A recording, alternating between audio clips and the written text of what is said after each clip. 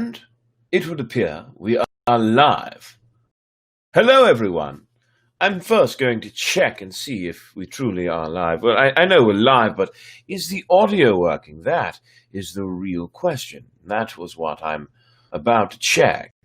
So, if you will bear with me for a moment, I'm going onto Facebook, looking at my own page, and seeing if the audio is working. Oh. Going to check and see. Yes, the audio is indeed working, so I can stop that now, and I now know that I'm good to go.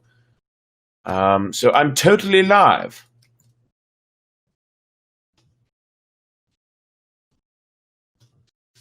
And tonight, for Storytime, by the way, welcome to Storytime. I'm your host, Brett Pokorny. Tonight, we are reading a Russian fairy tale or two, and I will be giving a very special, dramatic reading of a short series that I once started on, but never continued. I only ever did one episode. I really like it, actually. It turned out very well.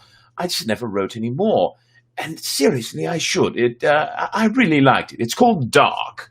And it's about a small spacefaring crew and their dim-witted captain trying to save the human race as the Earth was gobbled up by the sun as it went into supernova. But instead of exploding, it just died out. Weird. So the whole solar system went dark. And see, Amber, it's not 2 a.m., it's 12:30. So that's what we have here. And welcome, by the way. Huzzah! Thank you for being here. So anyway, we're starting Storytime. You can find me on Facebook as Brett Pokorny. Not too difficult to find. Not too many of me. In fact, there's only one of me because I am me. Uniquely. Anyway, Brett Pokorny on Facebook. You can also find Storytime, the group. 2 words, exclamation point at the end. If you would like to follow on YouTube, B Pokorny1 is the channel. B as in Brett, P as in Pokorny, Okorny, the number 1. And yes, like this video, like all the other videos as well. Subscribe to the damn channel. Go ahead and Yes, basically in the middle, somewhere around there, yes. I had lost track of time, and that's why we're not on time. I could have done it at 10, but I decided to play with my new food processor instead. So there's that. Oh, thank you, Amber, for hitting like already. But yes, hit like, hit subscribe if you haven't done that. Share it with your friends so they can like and subscribe as well. And please, for the love of all that is good, leave as many comments as you can, because comments are a good thing. Yes. Yes, they are. Oof. And finally, Twitch. If you would like to follow me on Twitch, my handle is Brett Doesn't Game. All one word. No spaces, no punctuation or apostrophes, anything like that. It's preposterous. How could I have something like that? Because Brett doesn't game, and it needs to be said very quickly and concisely. So, there's that. And thank you, Amber, for always hitting like right away, so you don't forget. That does mean a lot to me. Anyway, like I said, we are reading a few Russian fairy tales, maybe 1, maybe 2, but really tonight, more than those fairy tales, because it's going to be a special night. It's going to be a dramatic reading of my story, Dark. Now, I never wrote more than 1 episode, as I said, but maybe I will. Depends on if you all like it. If I get the time... Oh, yes, we played D&D earlier. We played lots of D&D earlier. Several, like 3.5 hours worth. It was a good time. I hope you all enjoyed it, for those of you who watched. But anyway, yes. Perhaps if you like this dramatic reading, I will make some more episodes. Who knows? Who knows what I will do? Either way, for now, let's get on with the Russian fairy tales. We're starting with a story called Snow White and the Fox. I know of Snow White, and I'm sure you do too, but I highly doubt it's the same Snow White as in this book. We shall see. Oof, these glasses are bothering my ears a bit. I'm not used to wearing glasses all the time. I've been wearing contacts quite a good bit lately. But anyway, here we go. Snow White and the Fox. Oh, I could really use some Russian fairy tale music, couldn't I? So I think I will grab that. YouTube. I have a link here. Let's see if it's the right one. Yes, I do find that these are much more fun with music, don't you? Oh, darn. Nope, that is the right music. There we go. Aha, yes, wonderful, wonderful. So, there we go. Rewrite Disney stories as horror stories. That's an interesting idea, Amber. Perhaps I will consider that in the future. Anyway, for now, Snow White and the Fox. Once there were an old man and his wife who had a granddaughter, Snow White. Snow White, not Snow White. By the way, let me know if the audio levels are okay. If the music is too loud, say something and I will change that. Her little friends wanted to go to the woods for berries and asked her to join them. For a long time the old couple would not consent, but after many entreaties they let her go, telling her on no account to separate from her friends. But walking in the woods and picking berries, shrub after shrub, bush after bush, Snow White did become separated from her friends. They hallooed and hallooed her, but Snow White did not hear them. And thank you, Amber, for the update. They hallooed and hallooed, and Snow White did not hear them. Night fell, and her friends went home. Oh, no, Zuff, Brozuff. Not a good sign, is it? By the way, if you would like a shout-out, make sure you comment, and you will get that shout-out. So, resuming. Seeing that she was all alone, Snow White climbed up into a tree and began to weep bitterly, saying to herself, I, Snow White, little dove, grandfather and grandmother had a little granddaughter, Snow White. Some girls lured her to the woods, and having lured her there, abandoned her. A bear came by and asked, Why are you weeping, Snow White? How can I help weeping, little Father Bear? I am grandfather's and grandmother's only granddaughter, Snow White. Some girls lured me into the woods, and having lured me here, abandoned me. Come down, I will carry you home. No, I'm afraid of you. You will devour me. By the way, Snow White, you're retelling this wrong.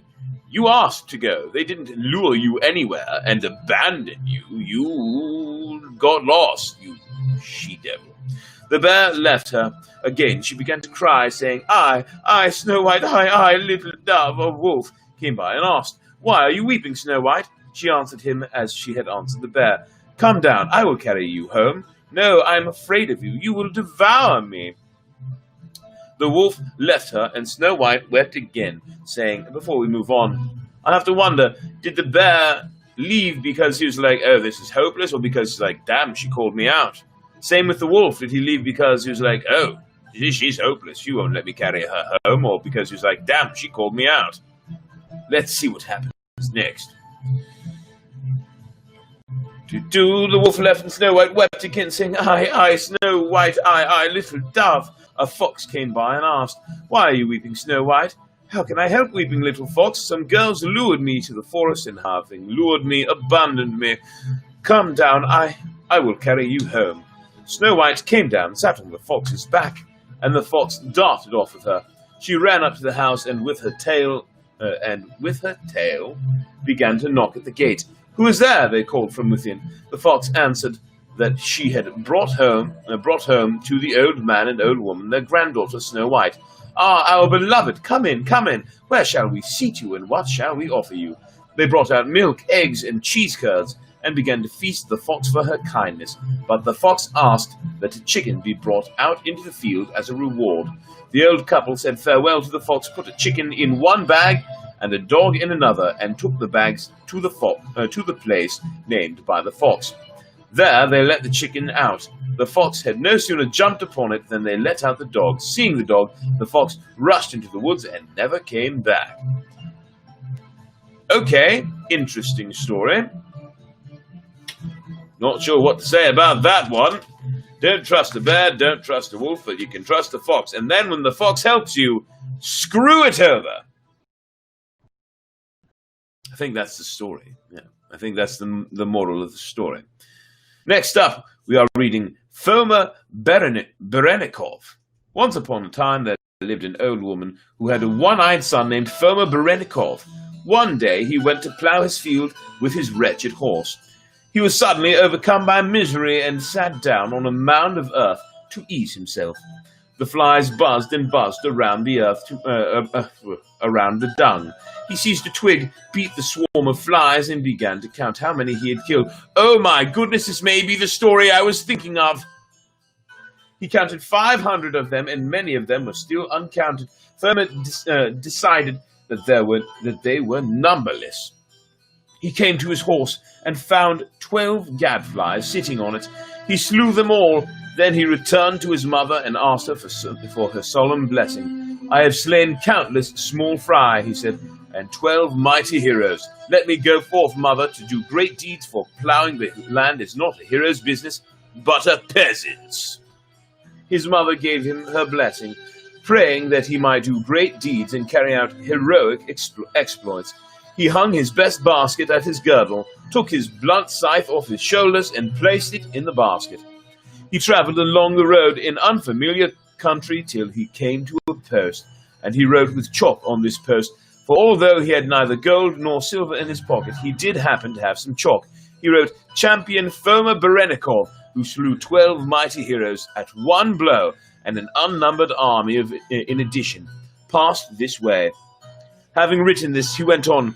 Ilya Muromets travelled along the same road, came to the post, beheld the inscription, and said, Here is the champion's mark. He does not spend gold nor silver, only chalk. And he wrote in silver, Following Foma Berenikov, champion Ilya Muromets passed this way.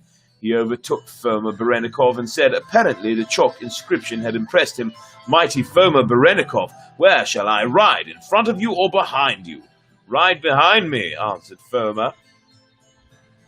Young Alyosha Popovich, another hero we have heard of before, travelled the same road. He came to the same post and from afar saw an inscription blazing like fire on the post. He read the inscription of Foma Berenikov and Ilya Muromets. Both inscriptions drew pure gold from his pocket and wrote, Following Ilya Muromets, Alyosha Popovich passed this way. He overtook Ilya Muromets and said, Tell me, Ilya Muromets, shall I ride in front of you or behind you? Ask not me, but my elder brother, Foma Berenikov. Young Alyosha Popovich rode up to Foma Berenikov. Brave Foma Berenikov, where shall Ilya Popovich ride? Ride behind us. They travelled along the road in unfamiliar country till they came to green gardens. Ilya Muromets and Alyosha Popovich pitched their white tent, and Foma Berenikov spread his pair of drawers. These gardens belonged to the Prussian king, and the Chinese king, aided by 6 mighty champions,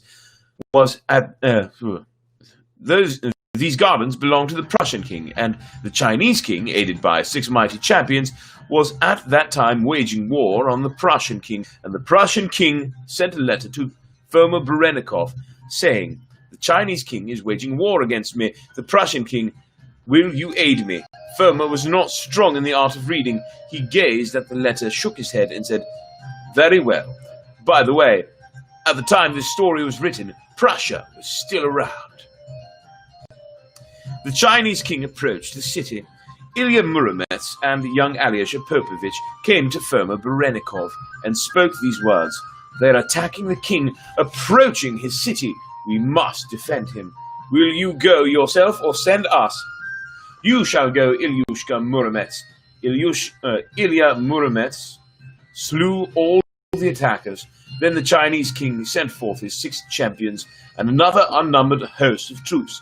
Ilya Muromets and Alyosha Popovich came to Foma Berenikov, saying, Tell us, Foma Berenikov, will you go yourself or will you send us? You shall go, Alyosha Popovich, my young brother. Young Alyosha Popovich rode forth and slew the host of troops and the 6 mighty champions.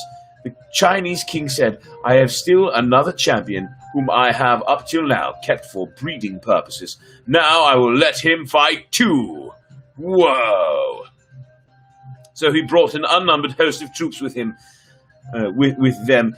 an unnumbered host of troops, and with them his secret mighty champion. And the king said to him, "The Russian champion beats us not by force, but by cunning. Now, do everything that the Russian champion does." Ilya Muromets and young Alyosha Popovich came to Foma Berenikov asking, "Will you go yourself, or will you send us?" "I shall go myself. Bring me my horse." The champion's horses were he's in trouble, isn't he? Were grazing in the open field, and Foma's stood nearby, eating oats. Ilya Muromets came to Foma's horse, and it began to rear and snap.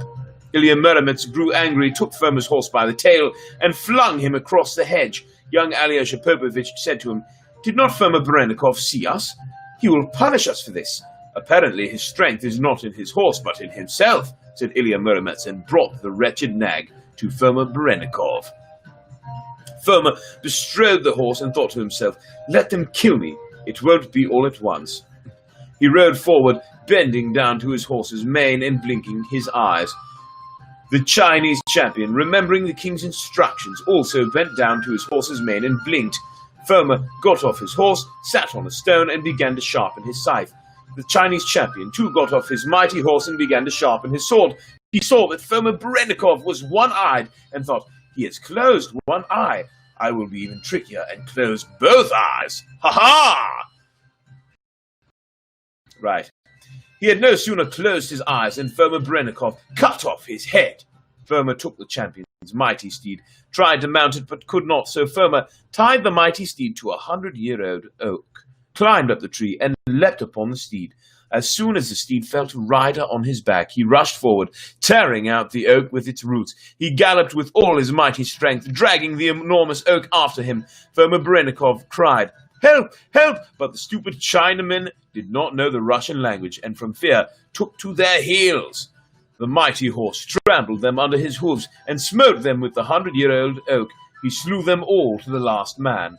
Now the Chinese king wrote a letter to Foma Berenikov, saying, "Never again shall I wage war against you." That promise was just what Foma wanted. Ilya Muromets and young Alyosha Popovich marveled at Foma Berenikov. Now Foma went to the Prussian king. "What shall I reward you with?" asked the king. "Take as much gold from my treasure as you will, or half of my glorious kingdom, or my beautiful daughter." "Give me the beautiful daughter," Foma replied. "Ha-ha! And invite to the wedding of my younger brothers, Ilya Muromets and young Alyosha Popovich." And Foma Berenikov married the beautiful princess. Thus not only mighty men have luck, he who shouts loudest about himself fares best. By the way, I don't know if you know this, but I'm amazing. I'm the kind of guy who could get 1 million subscribers in 2 days. It's not like you'd be able to share 1 million, times with people to get me to that point. Challenged? Challenged, are we? I challenge you. Here's the picture, by the way.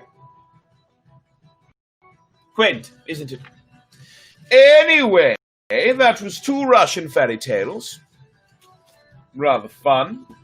But now it's time to move on to something a little different. And now for something completely different. I'm going to look for a different music, by the way.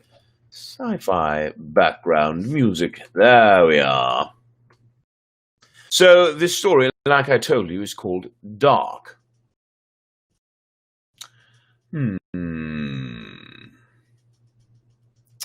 Let's try this one. How does this sound? I will trust it for now. So, here it comes. Dark by Beretta Pokorny. This is a slightly longer story, but it's a dramatic reading, so here we go. I'm changing voices for this, by the way. My name is Captain Trip McCool. My crew and I used to have homes and families on planet Earth. Our mission was to survey the possibility of cometary travel. For you laymen's out there, that means travel by way of comet, but I forget myself. There are no more laymen's because you're all dead. In case there are any survivors from the lost deep space excursions of 2177 out there and you get a hold of this recording, listen up. The year was 2392. The sun was beginning to turn into what is known as a red giant at an extremely accelerated rate. Earth was heating up, and scientists estimated that the Earth would be completely consumed within 40 years. I was 16 at the time. In order to shift the Earth's orbit farther from the sun, it was announced that Project Big Ass Rocket would begin immediately. A big ass rocket was built in the middle of the Sahara Desert. It was so massive it actually replaced the Sahara. Unfortunately, we made the mistake of leaving it on 24/7, so when it was finished, we went nowhere. As soon as the Earth rotated on its axis, all progress was eliminated. We soon tore down that big-ass rocket and began Project Lots of Rockets. Countless rockets were placed strategically in the oceans and deserts of the world and all over Mexico. As soon as a rocket sensed daylight, it turned on so as to push the Earth away. It was now 2399 and it appeared the project was working, but not fast enough. Being the son of the president, I volunteered to head the cometary travel mission. This was my planet, and I was bound and determined to see to it that my planet would be partially evacuated, thereby saving the human race or die trying. The nearest comet was about a light year away, and we were now capable of building small spacefaring crafts that could travel a fifth the speed of light. The mission was a complete smashing success, but by the time we got back to Earth, it was too late. The sun had expanded even quicker than expected and was now a full-fledged red giant on the verge of supernova. At this point, we now move on to the reading and not just the narration. Computer, open up the captain's log. Yes, Captain. Do you wish to view an old entry, Captain? Commander? No, I simply wish to make a new one. Very well, Commander. Signing you on. Captain's log number 2700. It's been nearly 7.5 years since I left on this mission. Until now, it has been completely successful. About 3 hours ago, our solar energy scanners spiked and flatlined, and it was then that we lost contact with Earth.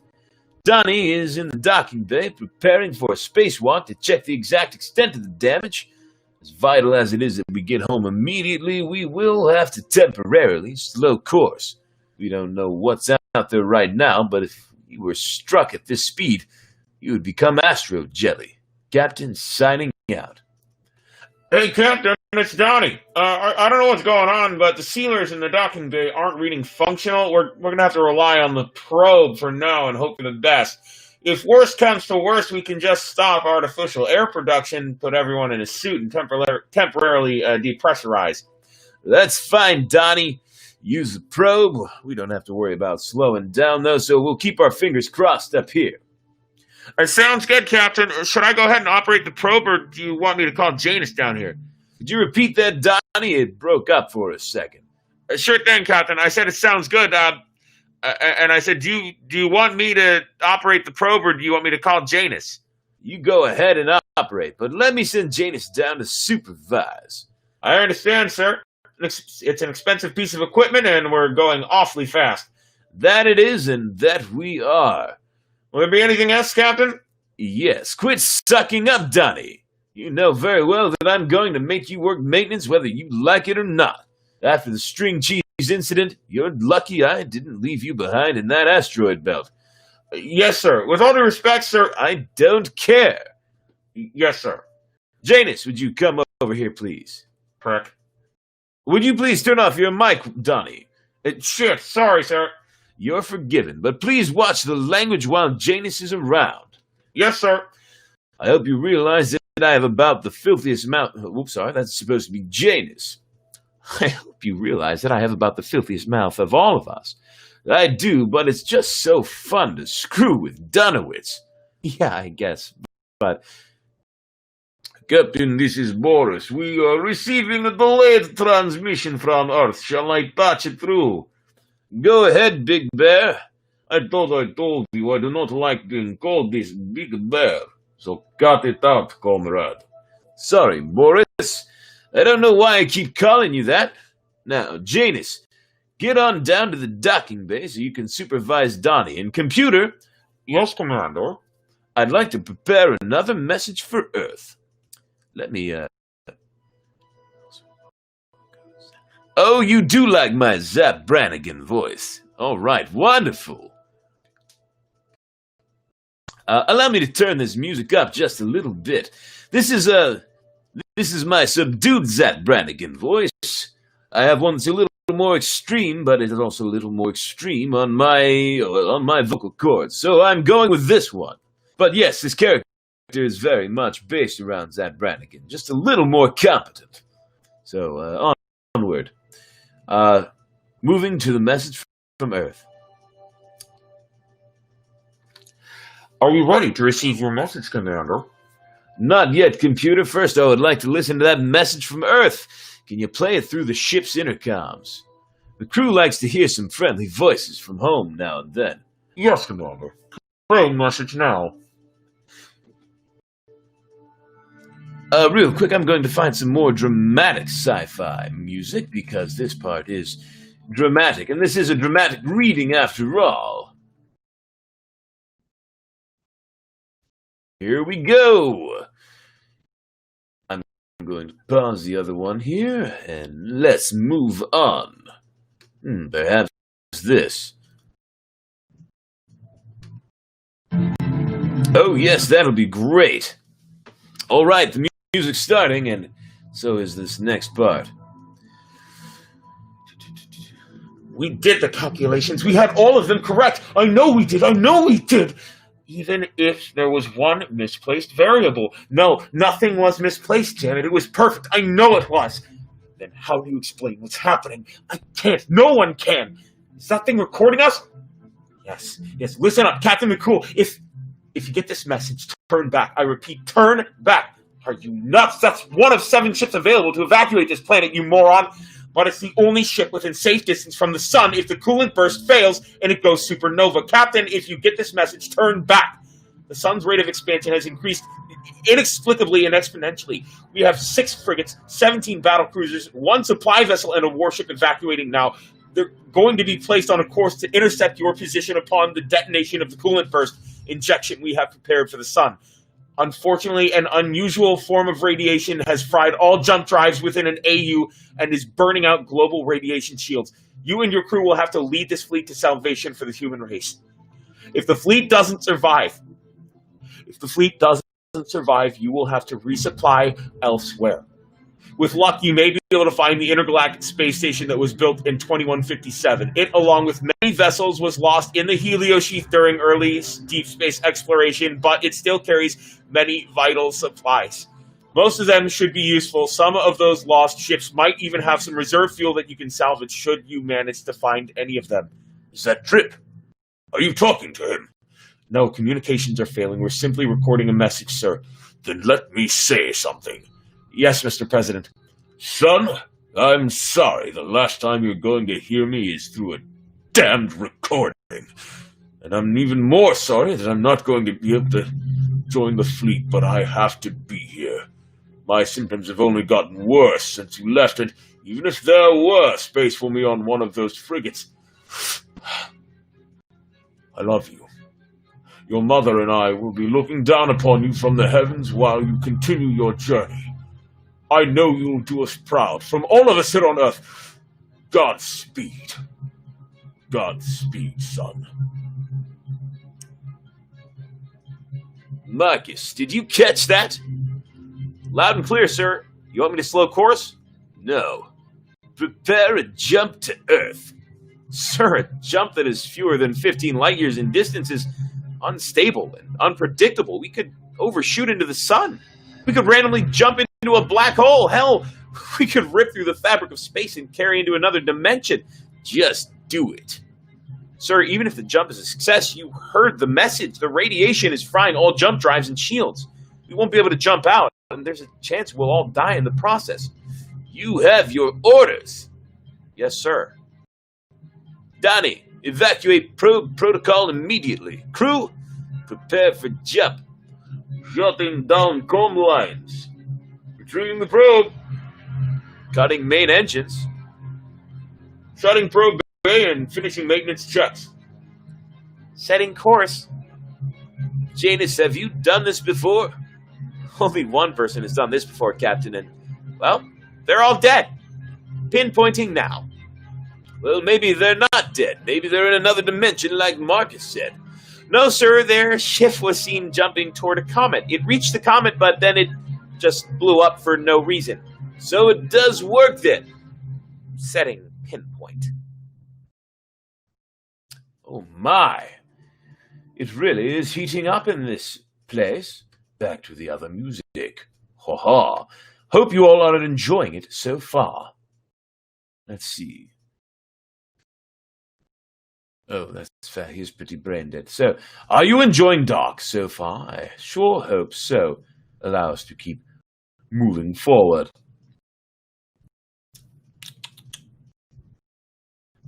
Is everyone here? Everyone except the Marcus, Captain. Yes, but he's in the drive core. It should be safe in there. Strap in, everyone. We don't know how bumpy this ride is going to be. Should I go ahead and prepare the jump, Captain? Yes, Marcus. Any idea how long it'll take? Initiating now, it should be within 30 kilometers of Earth's atmosphere in about 20 seconds. Hear that? You'd better take your seat as well, Captain. Oh, sorry, that's supposed to be Donnie. Hear that? You better be taking your seat as well, Captain. Shut up, Donnie. You shut up. Excuse me? With all due respect, if we die because of your half a brain, I don't want my last words to be yes, sir. Got it? Nice answer, spaceman. Thank you, sir. Keep up the good work. Yes, sir. Oh, damn it! Jump was a success, sir. Let's just hope we don't blow up now. We're alive. That's right, Donnie. We're alive. Now it's time to go save Earth. And who do you propose we save, comrade? This ship does not have much room left to accommodate, and I do not believe there to be any more beds. Computer, what is the male to female ratio aboard this vessel? 1 to 1, Captain. What type of specialist would benefit the ship the most, computer? Who do we not have? A historian would be beneficial to the preservation of human history, should you deem this important and or necessary. The pyramids were cool and all, but I doubt any aliens will care. A geneticist and or biochemical engineer could prove useful in the prevention of foreign disease and development of both cures and immunofortification agents. Definitely don't want any space chlamydia. A botanist might be able to identify edible plant life on foreign planets, as well as cultivate fruit and vegetable life on board. No, I hate vegetables. All other forms of specialists necessary for space travel are on board, apart from a military expert in the unlikely event that intelligent and hostile life comes in contact with the crew. Why would we need a military expert while I'm on board? Then again, might be nice to have a second opinion if it comes down to it. It's settled. We'll request a military expert in a biokinesio hemisphere. Biochemical engineer. Yes, that. What of the geneticist? Is she hot? There is more than one geneticist on Earth, Commander. Captain, we have a problem. What is it? I'm lowering the titanium debris barriers. Take a look out the windshield. Please tell me I'm not staring at the red planet with Jupiter in the distance. I thought you said we'd be within 30 kilometers of Earth's atmosphere. Earth's! Yeah, about that. We're lucky to be alive after an unstable jump, Captain. Quite frankly, I think I'd rather be flying away from Earth and toward Mars than into some alternate dimension where titanium is liquid and water burns your face off. Turn around, would you? We need to start heading in the right direction. Yes, sir. How long until we're within range of the inner space-com buoy? Earth and Mars are currently in alignment on their closest orbits to the Sun, so a couple minutes should do. I fear that we will be in range of the radiation, though, once we pass com buoy distance. If radiation is as bad as they say, our protection drives will burn out in a couple hours. Because jump drives are so sensitive to UV radiation, they'll burn out as soon as protection is gone. I suggest everyone get out some sunscreen if we're planning on staying long enough for that to happen. Nonsense. We've all been locked up long enough. We could use a good tan. Might be the last one we ever get. That's what I'm afraid of. Why is everybody just sitting around? Captain, you should really take a look outside. Sweet lumpy gravy! That sun is huge! Comrade, I am detecting ships on the radar. There are 25, and there is still great distance between them and us, but they are approaching fast. Something doesn't feel right. Marcus, hold position. Captain, we have a big problem right now.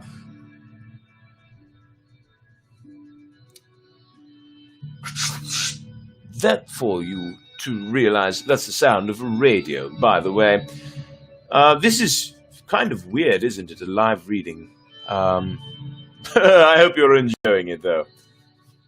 Trip, is that you? This is Commander Chase of the Altamont. What the hell are you doing here? I'm here to rescue as many souls as possible. My friend, this is no time for heroics. You do better to turn back. The sun's about to explode. But we can still help. Actually, Captain, we can't. The Earth is being swallowed by the sun as we speak. Expansion is visual. That's impossible. Unless it's about to explode. Your jump drive still works. Get out of there while you can. We can't. Because of exponential gravitational expansion, we would suck the sun with us through a wormhole if we jump now. We could potentially destroy everything in creation. Damn it, Trip. Why the hell did you come back? Sorry, wrong person. Damn it, Trip. Why the hell did you come back? That's my planet, and I won't let it go without a friend standing watch. What happened to the coolant injection? Never happened. There wasn't enough time to rig the damn thing. Are you sure about that, Chase? I'd bet my life on it. Then why is the sun turning blue? Would you care to repeat that last bit? Did you say blue? Yes, a very bright blue. Well, that can't be good. I guess this is... What's going on? What happened to the communication line? And the lights, for that matter. Captain, look at the sun. It's getting darker. Captain, we're running dark. All systems functional, but offline. We have a couple days worth of air, but we need all hands to work manual overrides so we can get it running again. Marcus, I'm glad you ran to tell me this, but be quiet. You're witnessing something that nobody else ever has. And that, my dear readers / listeners / viewers, is, well, that's it for the episode, actually. I never wrote any more than that. Ooh, actually I did, but not much. I won't read that for now. I will leave that for another time. But just so you know, I did write more. I wrote a part of episode 1-2, but I never recorded it and I never finished writing it. But anyway, so recap of that episode. Here's what happened. Basically, the crew jumped to Earth, even though it was not the most wise of decisions, and they witnessed the sun going from supernova almost. It was growing, it was expanding noticeably. And then apparently on Earth they injected the sun with some kind of coolant that completely stopped it from blowing up, but it put out all the flames. Now I know this is completely impossible and downright stupid in terms of science, but it made for a fun little bit. So in the story, the crew has just watched the sun turn dark. How cool would that be? Well, it would be shitty, but it would be cool to see before dying a terrible, cold death. And you're right. You're right, Amber. I should probably finish writing it. It would be a lot of fun. But anyway, for now, I think that has been enough stories, and I hope you all enjoyed them very, very much. I do love and appreciate all of you for being here. And until next time, I bid you adieu. Have yourselves a wonderful, wonderful evening.